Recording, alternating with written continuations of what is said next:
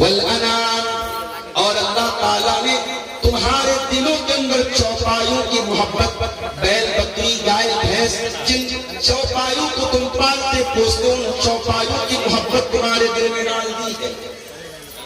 والحرث، اور اللہ تعالیٰ نے کھیتی باڑی کرنے والے کسانوں کے دل میں ان کی کھیتی باڑی کی محبت ان کے دل میں ڈال دی ہے۔ یہ 6 چیزیں ہیں جن کی محبت اللہ تعالیٰ نے نیچرل رکھی ہے۔ کوئی اگر یہ کہتا ہے مجھے مال سے پیار نہیں ہے، کوئی کہتا ہے مجھے بیوی سے محبت، عورت سے محبت نہیں ہے، کوئی کہتا ہے اولاد سے محبت نہیں ہے، جھوٹ بولتا ہے۔ یہ نیچرل چیزیں ہیں، ان کی محبت اللہ تعالیٰ نے پراکرتک روپ سے نیچرلی ہمارے دل میں ڈالی۔ لیکن ان 6 چیزوں کا تذکرہ کرنے کے بعد اللہ کیا فرماتا ہے؟ ذَلِكَ مَتَاعُ الْحَيَاةِ الدُّنْيَا وَاللَّهُ عِندَهُ حُسْنُ الْمَآبِ۔ میرے بندو، یہ کہاں سے آواز آ رہی ہے؟ بچے کی آواز آ رہی ہے۔ ذَلِكَ مَتَاعُ الْحَيَاةِ الدُّنْيَا، یہ عورت کی محبت، یہ اولاد کی محبت، یہ سونا چاندی کی محبت، یہ گھوڑے کی محبت، یہ چوپایوں کی محبت، یہ کھیتی کی محبت۔ ذَلِكَ مَتَاعُ الْحَيَاةِ الدُّنْيَا، اے میرے بندو یہ تو دنیا کے اندر ہی رہ جائے گی، اولاد بھی دنیا کے اندر، مال بھی دنیا کے اندر، سونا چاندی بھی دنیا کے اندر، یہ بیل بکری گائے بھی دنیا کے اندر، یہ کھیتی باڑی بھی دنیا کے اندر۔ وَاللَّهُ عِندَهُ حُسْنُ الْمَآبِ، لیکن جنت اگر چاہیے، اگر بہترین ٹھکانہ چاہیے، اگر اللہ کی ابدی نعمتیں چاہیے تو اللہ کے پاس ملے گی، وہ آخرت میں ملے گی۔ کیا مطلب ان 6 چیزوں کی محبت میں پڑھ کر اللہ کو بھول مت جانا، آخرت کو بھول مت جانا، یہ ساری چیزیں یہی رہ جائیں گی، اللہ کیا کام دینے والی۔ اسی لیے اللہ کے پیارے نبی کیا فرماتے ہیں؟ قیامت کے پہلے وہ دور بھی آئے گا جب لوگ پیسہ کمانے کے چکر میں اندھے ہو جائیں گے، اور مایا یاتی علی الناس زمان لا یبالی المرء من این اخذ المال، وہ زمانہ بھی میری امت کے لوگوں تم پر آنے والا ہے جب انسان اس بات کی پرواہ نہیں کرے گا مال کہاں سے کما رہا ہے، حلال طریقے سے کما رہا ہے یا حرام طریقے سے کما رہا ہے۔ مال آنا چاہیے، جوا کے ذریعے آئے، سٹے کے ذریعے آئے، سود بیاج کے ذریعے آئے، سموہ بینک کے ذریعے لون لے کر کے آئے، کسی کا حق مار کر کے آئے، پیسہ آنا چاہیے۔ اللہ کے پیارے نبی دوسری حدیث میں فرماتے ہیں لِكُلِّ أُمَّةٍ فِتْنَةٌ وَفِتْنَةُ أُمَّتِي الْمَالُ، ہر امت کا ایک فتنہ ہوتا ہے اور میری امت کا فتنہ مال ہے۔ مال بہت بڑا تھا، اور نبی نے پوری امت کے لیے کہا ہے، اس میں امت کے علماء بھی آ گئے، اس میں امت کے جاہل لوگ بھی آ گئے، امت کے ہر طبقے کے لیے مال ہے۔ مال آزمائش ہے، مال کمانے کے چکر میں اگر انسان اللہ سے نہیں ڈرے گا حرام مال بھی اس کے گھر میں آ جائے۔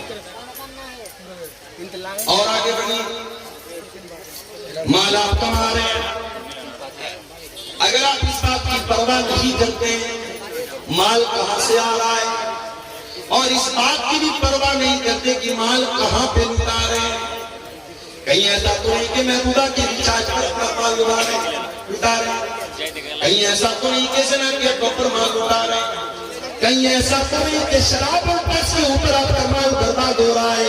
اس مال کی کمائی کا بھی حساب دینا ہے اور اس مال کی آمدنی کا بھی حساب دینا ہے۔ میں تو جاب کرتا ہوں، ہر سال انکم ٹیکس کرتا ہوں، میرا پین نمبر جیسے ہی سسٹم میں ڈالو سال بھر کا پورا کچا چٹھا، اب تو ہماری گورنمنٹ نے آدھار کے ساتھ ہر چیز کو لنک کر دیا، ایک پیسہ بھی میرے اکاؤنٹ میں کہاں سے آیا، میرے انکم ٹیکس کا جیسے پیج کھلے گا سامنے۔ انسان کا بنایا ہوا سسٹم اتنا مضبوط ہوتا ہے، گورنمنٹ آف انڈیا کا بنایا ہوا سسٹم اتنا مضبوط ہو گیا ہے، آپ کے آدھار کے ساتھ آپ کی زمین، آپ کی جائیداد، آپ کا کھاتا، آپ کے کھاتے میں ایک پیسہ بھی آ رہا ہے کہاں سے آ رہا ہے وہ سارا ریکارڈ ہوتا ہے۔ اگر انسان کے بنائے ہوئے سسٹم کے اندر اتنی باریک باریک چیزیں پیدا ہو سکتی ہیں. سوچو انسان کو بنانے والے خالق کا سسٹم کتنا مضبوط ہوگا, اس اللہ کا نظام کتنا مضبوط ہوگا. اللہ کے پیارے نبی فرماتے ہیں, ترمذی کی روایت ہے, لا تزول قدم ابن آدم من عند ربہ یوم القیامہ, انسان قیامت کے دن اپنی جگہ سے ہل نہیں پائے گا جب تک 5 سوالوں کا جواب نہ دے دے. پہلا سوال ان عمرہ فیما افنا, میرے بندے تو نے اپنی زندگی کو کہاں گزارا. دوسرا سوال وعن شبابہ فیما ابلا, تو نے اپنی جوانی کو کہاں گزارا. تیسرا سوال وعن مالہ من این اکتسبہ, تو نے مال کہاں سے کمایا, تیری آمدنی کا ذریعہ کیا تھا, تیری انکم کا ذریعہ کیا تھا. وفیما انفقا, اور چوتھا سوال تو نے مال کہاں پر خرچ کیا, کہاں پر لٹایا. اور پانچواں سوال وماذا عمل فیما علم, تو نے جو علم حاصل کیا اس علم کے اوپر تو نے عمل کتنا کیا. یہ 5 سوال کا جواب آپ کو بھی دینا ہے, مجھ کو بھی دینا ہے, مولانا صاحب کو بھی دینا ہے, عالم کو بھی دینا ہے, جاہل کو بھی دینا ہے, کٹیہار شہر کے رہنے والے کو بھی دینا ہے, حسن گنج کے دیہات میں رہنے والے کو بھی دینا ہے. ہر انسان مال کہاں سے کمایا, حساب دینا ہے. اس لیے میرے پیارے ساتھیوں, ہماری شریعت میں بار بار تاکید کی گئی حلال کمائی کھاؤ. ہماری شریعت نے ہم کو سکھایا حلال کمائی نہیں کھاؤ تو تمہارا روزہ قبول نہیں ہوگا, تمہاری نماز قبول نہیں ہوگی, تمہاری زکات قبول نہیں ہوگی, تمہارا حج قبول نہیں ہوگا. آئیے وہ حدیث بھی آپ کو سنا دیتا ہوں. صحیح مسلم کی روایت ہے, اللہ کے پیارے نبی فرماتے ہیں ان اللہ طیب لا یقبل الا طیبا, اللہ تعالیٰ پاک ہے اور پاک ہی کو قبول کرتا ہے.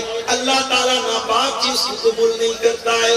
تم چوری کرو, تم ڈاکہ ڈالو اور غریبوں کی مدد کرتے رہو, مدرسوں کی مدد کرتے رہو, مسجد کی مدد کرتے رہو, اللہ کو ایسے چندے کی ضرورت نہیں, اللہ کو ایسے صدقے کی ضرورت نہیں. ان اللہ طیب لا یقبل الا طیبا, اللہ پاک اور پاک کو ہی قبول کرتا ہے. اس کے بعد اللہ کے نبی فرماتے ہیں کہ اللہ تعالیٰ نے قرآن میں ایمان والوں کو حکم دیا سورہ بقرہ کے اندر, یا ایھا الذین آمنوا کلوا مما فی الارض حلالا طیبا, اے ایمان والو زمین میں جو حلال چیزیں اس کو کھاؤ. واشکروا للہ ان کنتم ایاہ تعبدون, اور اللہ کا شکریہ ادا کرو اگر تم اللہ کی عبادت کرتے ہو. ایمان والوں کو حلال کمائی کھانے کا حکم دیا. اور قرآن کے 18ویں پارے میں اللہ نے اپنے رسولوں سے فرمایا یا ایھا الرسول کلوا من الطیبات واعملوا صالحا, اے میرے رسولو تم نیک عمل کرو اور حلال روزی کھاؤ. پتہ یہ چلا کہ جب تک حلال روزی نہیں کھاؤ گے تمہارا عمل نیک نہیں ہو سکتا, تمہارے نیک عمل کی کوئی ویلیو اللہ تعالیٰ کیا نہیں ہے. اس کے بعد اللہ کے نبی نے مثال آپ نے فرمایا ایک آدمی بہت لمبا سفر کر کے آتا ہے, اشعثا, اس کے بال بالکل میلے کچیلے ہو جاتے ہیں. ہم لوگ بھی سفر کرتے ہیں, سفر بتا دیتا ہے کہ انسان سفر سے. رات میں پٹنہ میں نے شام کو 6 بجے پٹنہ میں اور رات 12 بجے کشن گنج میں 100-120 کی سپیڈ سے گاڑی چل رہی ہے.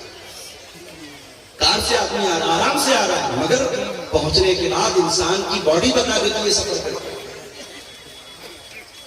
اللہ کے نبی فرماتے اتنا لمبا سفر کر کے آیا ہے, اشعثا, بال پراگندہ ہے, اغبرا, اس کے کپڑے میلے کچیلے, اس کے کپڑے دیکھ کر کے پتا چل رہا ہے بڑا لمبا سفر کر کے آیا ہے. یمد یدیہ, اور اپنے ہاتھوں کو اٹھا کر کے اللہ سے دعا کرتا ہے. دیکھو جب بندہ ہاتھ اٹھا کے دعا کرتا ہے تو اللہ تعالیٰ دعا قبول کرتا ہے. اب یہیں سے یہ مسئلہ بھی نوٹ کرو کہ دعا کے لیے ہاتھ اٹھانا یہ دعا کے آداب میں سے. اب بعض لوگ کہتے ہیں صاحب نماز کے بعد ہاتھ اٹھا کے دعا کر سکتے ہیں کہ نہیں؟ اگر انڈیویژولی کر رہے ہو, الگ الگ کر رہے ہو, کر سکتے ہو, لیکن اگر اجتماعی ہو رہی ہے تب یہ بدعت ہے, اس کی گنجائش ہے. آدمی سے کچھ مانگ رہا ہے کوئی مسئلہ مانگ سکتا ہے بھائی، ضروری تو نہیں کہ نماز کو میں نے سب مانگا. میرا بچہ بیمار ہے، نماز میں نے پڑھ لی، اب میں ہاتھ اٹھا کے دعا کروں اے اللہ میرے بچے کو شفا دے. کاروبار کو لے کے پریشان، دکان اچھی نہیں چل رہی ہے، روزی روٹی اچھی نہیں چل رہی ہے، نماز پڑھ لیا، تسبیحات پڑھ لی، دعائیں پڑھ لی، اذکار پڑھ لیا، اب ہاتھ اٹھا کے دعا کروں اے اللہ میری دکان کو تو چلا دے، میری روزی کو کچھ آتا ہے، کوئی حرج نہیں.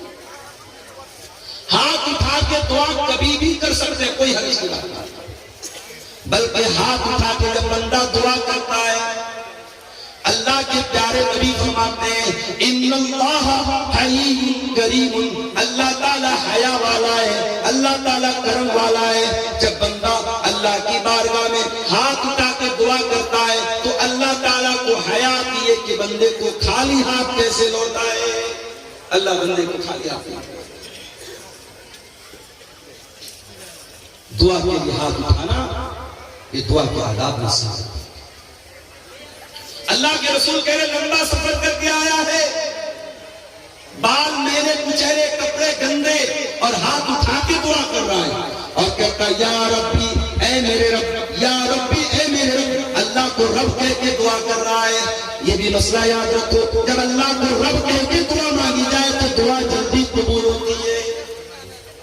ایک تو مسافر کو دعا جلدی قبول ہوتی ہے. لمبا سفر کر کے آیا ہے، مسافر ہے، کپڑے میلے کچیلے ہیں، ہاتھ اٹھا کے دعا کر رہا ہے، اللہ کو رب کہہ کے دعا کر رہا ہے. یعنی قبولیت کے کئی اسباب اور قبولیت کی کئی چیزیں اکٹھا ہو گئی ہیں. لیکن اللہ کے نبی فرماتے ہیں وَمَطْعَمُهُ حَرَامٌ وَمَشْرَبُهُ حَرَامٌ وَمَلْبَسُهُ حَرَامٌ وَغُذِّيَ بِالْحَرَامِ فَأَنَّىٰ يُسْتَجَابُ لِذَٰلِكَ. اے میرے صحابہ، اس کا کھانا حرام کمائی کا، اس کا پانی حرام کمائی کا، اس کا کپڑا حرام کمائی کا، اس کی پرورش حرام کمائی کی. فَأَنَّىٰ يُسْتَجَابُ لِذَٰلِكَ. ایسے انسان کی دعا کیسے قبول ہوگی؟ حرام کھانے والے کی دعا قبول نہیں ہوگی. روتے نہیں ہم. آسام سے آئے منیپور حسین، آسام سے پوچھا میں نے وہاں کے حالات، بیان نہیں کر سکتا کیا حالات. ظلم کی بہت ساری داستانیں شاید ہم تک اور آپ تک پہنچتی بھی نہیں، جن کو قلم لکھ نہیں سکتے، زبانیں بیان نہیں کر سکتی. وہ ظلم آج ہو رہا. فلسطین کے شہر غزہ میں کیا ہوا؟ چھوٹے چھوٹے بچوں کے کیسے چترے بنے، اور یہاں امام حرم دعا کر رہے ہیں. رمضان میں رو رو کے دعائیں ہو رہی ہیں، انڈیا کے چپے چپے میں دعائیں ہو رہی ہیں. یہ دعائیں کیوں قبول نہیں ہوئی؟ کیونکہ ہم نے یہ دیکھنا بند کر دیا کہ ہماری کمائی حلال ہے. اللہ کے نبی کے ایک صحابی ہیں، نام نوٹ کر لو، سعد بن ابی وقاص. ابھی پوچھو اتنا بڑا مجمع ہے، عبدالغفار صاحب آپ کی ہر تقریر سنتا ہوں، آپ کے ساتھ سیلفی لینے کا بڑا شوق ہے.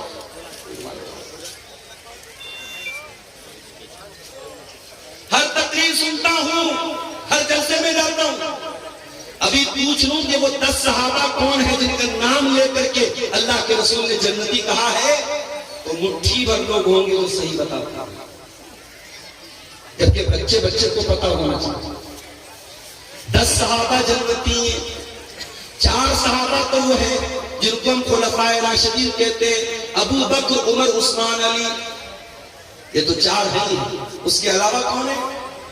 حضرت سعد بن ابی وقاص، حضرت سعید بن زید، حضرت طلحہ، حضرت زبیر، حضرت عبد الرحمن بن عوف اور حضرت ابو عبیدہ بن جراح. یہ ٹوٹل 10 صحابہ ہیں جن کا نام لے کر کے اللہ کے نبی نے جنتی کہا ہے.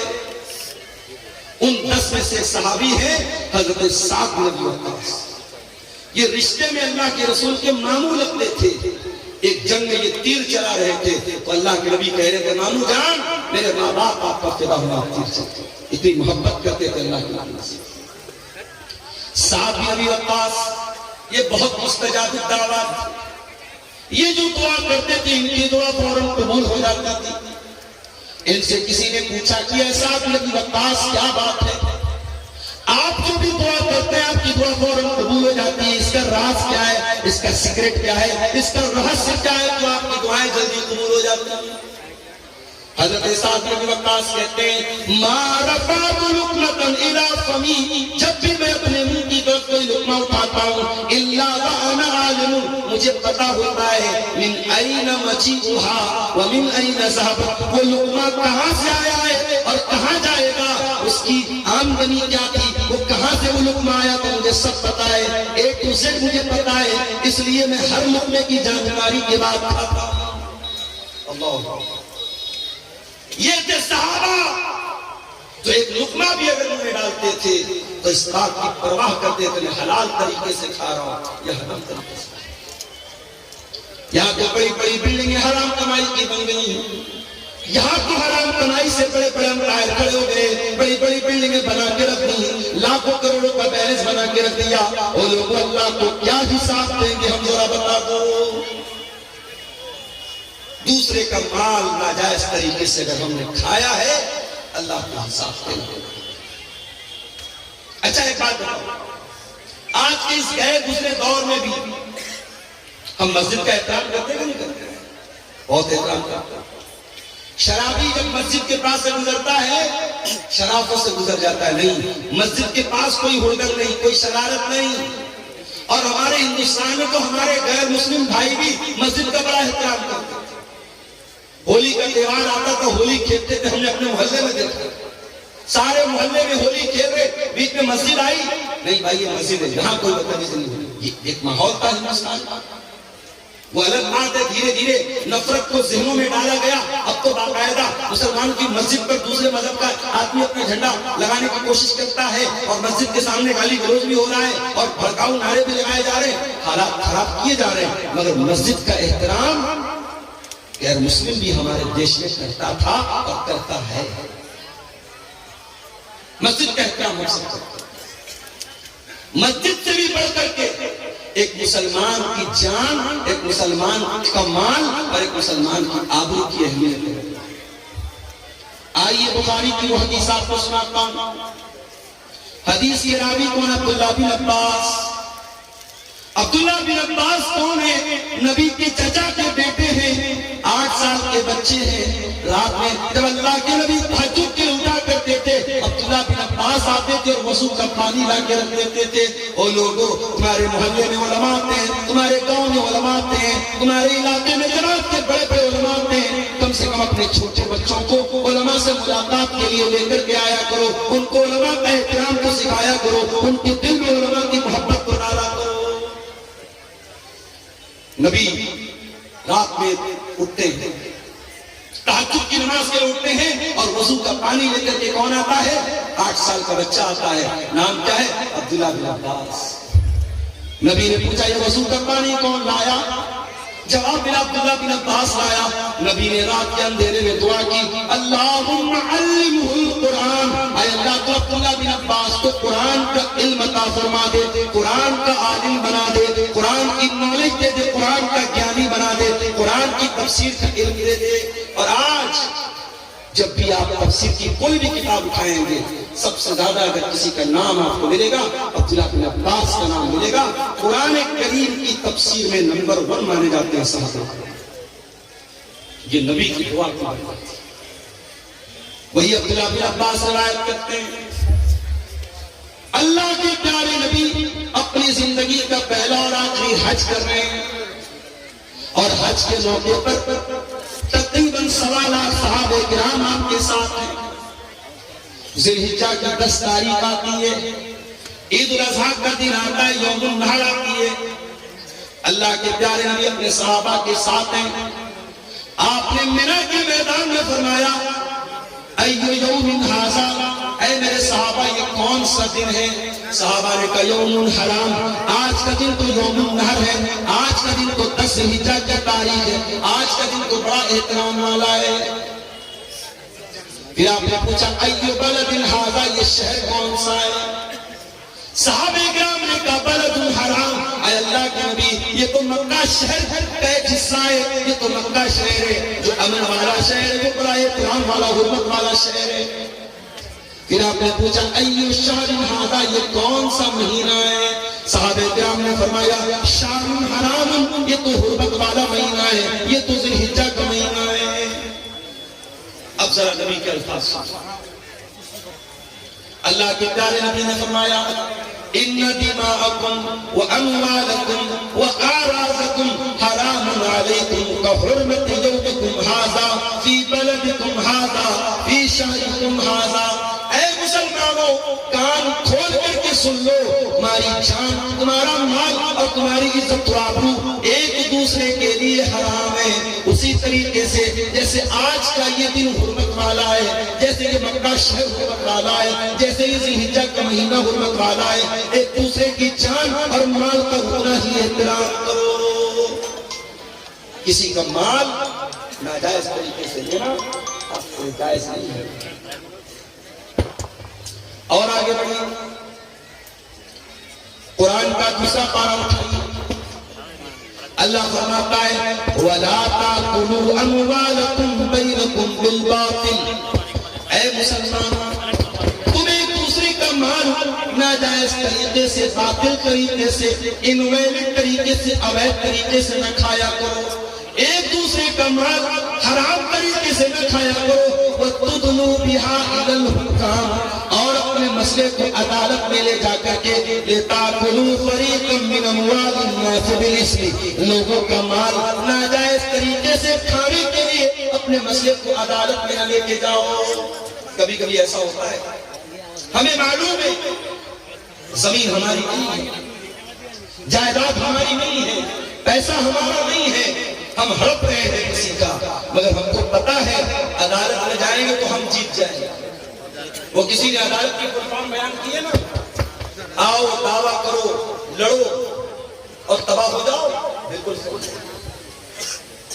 ابھی اتر پردیش میں مدرسے کا مقدمہ چلا، پتا ہوگا. اتر پردیش میں جتنے سرکاری مدرسے تھے، الہ آباد ہائی کورٹ کا فیصلہ آیا کہ یہ سارے مدرسے غیر قانونی ہیں، ان کو بند کر دیا جائے اور ان مدرسے میں پڑھنے والے بچوں کو اسکول میں ڈالا جائے. عدالت کو ان مدرسوں میں پڑھنے والے 2 لاکھ بچوں کی تو چنتا تھی، مگر ان مدرسوں میں پڑھانے والے 10,000 ٹیچروں کی کوئی چنتا نہیں تھی. رمضان کے مہینے میں یہ فیصلہ آیا، اتر پردیش کے مدرسوں میں پڑھانے والے سرکاری ٹیچروں کا جینا حرام ہے. ان کے حلق کے نیچے کھانا نہیں اتر رہا. اس میں بیچارے ایسے ہوئے لوگ بھی تھے جو ریٹائرمنٹ کے قریب ہیں، اس میں ایسے لوگ بھی ہیں کہ ان کی تنخواہ سے پورا پریوار چل رہا ہے، بھائی بہن سب کو کھلا رہا ہے. عدالت کا یہ فیصلہ آیا، سب کے پیروں کے نیچے کی زمین کھسک گئی. بہرحال وہاں ٹیچروں کی آرگنائزیشن ہے، اس نے اس مسئلے کو سپریم کورٹ میں لے کر کے گئے اور سپریم کورٹ کے بڑے مہنگے وکیلوں، اس میں چدمبرم جی جو ہمارے دیش کے پہلے منسٹر رہ چکے ہیں ان کا بھی نام ہے، اور بھی کئی بڑے بڑے جو ایڈوکیٹ ہیں، وکیل ہیں، جن کی ایک ایک دن کی فیس 10 لاکھ 20 لاکھ روپیہ فیس ہے. ایک ایک سنوائی کی ان کی فیس کو ادا کیا گیا اور سپریم کورٹ میں مذہب جی کے ساتھ اپنا معاملہ رکھا گیا. اور ابھی 2 دن پہلے سپریم کورٹ کا فیصلہ آیا. سپریم کورٹ نے کہا نہیں، یہ مدرسے غیر قانونی نہیں ہے، مدرسے کو برقرار رکھا جائے، مدرسوں کو بند نہ کیا جائے.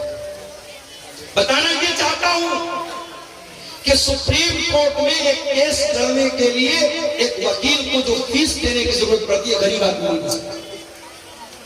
ایک ایک دن کی فیس 20 25 لاکھ روپیہ ہے، کوئی نہیں دے سکتا. اب قرآن کی ذرا اس آیت پر غور کرو. اللہ کہہ رہا ہے وَلَا تَأْكُلُوا أَمْوَالَكُمْ بَيْنَكُمْ بِالْبَاطِلِ، ایک دوسرے کا مال ناجائز طریقے سے مت کھاؤ. وَتُدْلُوا بِهَا إِلَى الْحُكَامِ، اور اپنے مسئلے کو عدالت میں نہ لے کر کے جاؤ. لِتَأْكُلُوا فَرِيقًا مِّنْ أَمْوَالِ النَّاسِ بِالْإِثْمِ، ہو سکتا ہے کہ تم غلط ہو، لیکن جج اور وکیل کے ساتھ سیٹنگ کر کے تم غلط کو صحیح کروا دو. ہو سکتا ہے غلط ثبوت پیش کر دو، ہو سکتا ہے غلط گواہ پیش کر دو. لوگوں کا مال ناجائز طریقے سے کھانے کے لیے اپنے مسئلے کو عدالت میں نہ لے کر کے جاؤ.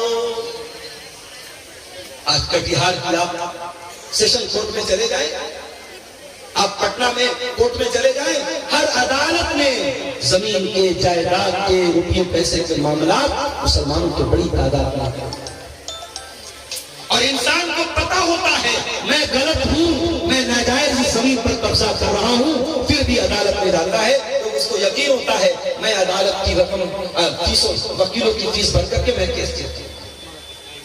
کان کھول کر کے سن لو میرے پیارے ساتھیوں، دنیا کی عدالت کے اوپر بھی ایک عدالت ہے، اور اس عدالت میں کوئی وکیل نہیں ہوگا، اس عدالت کا جج اللہ رب العالمین ہوگا، نہ وہاں رشوت چلے گی، نہ وہاں کسی کی جھوٹی گواہی چلے گی، وہاں اگر آپ جھوٹ بولنا چاہیں گے آپ کا ہاتھ سچ بول دے گا، آپ کا پیر سچ بول دے گا، آپ کی چمڑی سچ بول دے گی۔ اللہ کہتا ہے حَتَّى إِذَا مَا جَاءُوهَا شَهِدَ عَلَيْهِمْ سَمْعُهُمْ وَأَبْصَارُهُمْ وَجُلُودُهُمْ بِمَا كَانُوا يَعْمَلُونَ۔ میرے بندو، قیامت کے تمہارے کان بھی گواہی دیں گے، تمہاری آنکھیں بھی گواہی دیں گی، تمہاری چمڑی بھی گواہی دے گی۔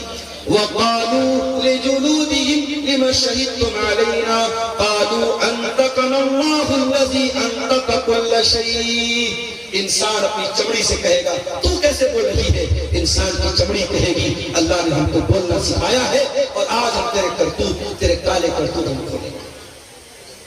دنیا کی عدالت سے کوئی جیت ہے، اللہ کی عدالت میں کوئی جھوٹ نہیں بول سکتا۔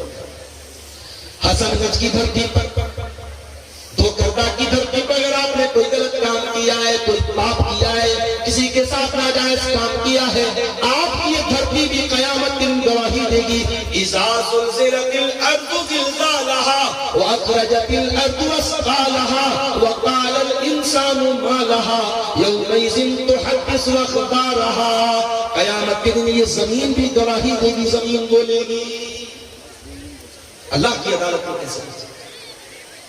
اللہ کے پیارے نبی فرماتے ہیں انکم تقتسبون الی، او لوگوں تم میرے پاس اپنا مقدمہ لے کر کے آتے ہو، ولعل بعضکم ان یکون الہن بحجتہ من بعض، ہو سکتا ہے کہ دو لوگ میرے پاس کوئی کیس لے کر کے آئے، اور ایک آدمی اپنی بات کرنے میں بڑی چکنی چپڑی بات کرنے والا ہو، اپنی دلیل کو مضبوطی سے رکھنے والا ہو، اور میں اس کی بات سن کر کے فَأَقْضِيَ لَهُ بِحَقِّهِ، میں اس کے حق میں فیصلہ کر دوں۔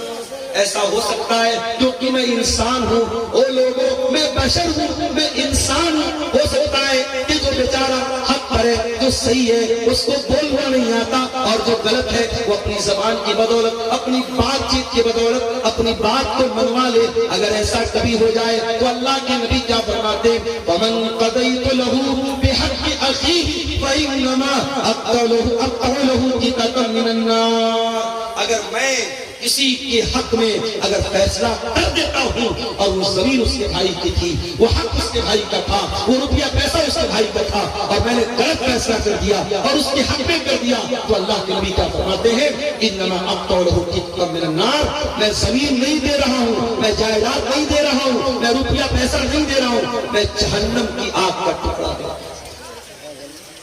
ہے کسی کو مجال؟ زمین و جائیداد پر آج ناجائز قبضہ کرنے کے واقعات مسلمانوں میں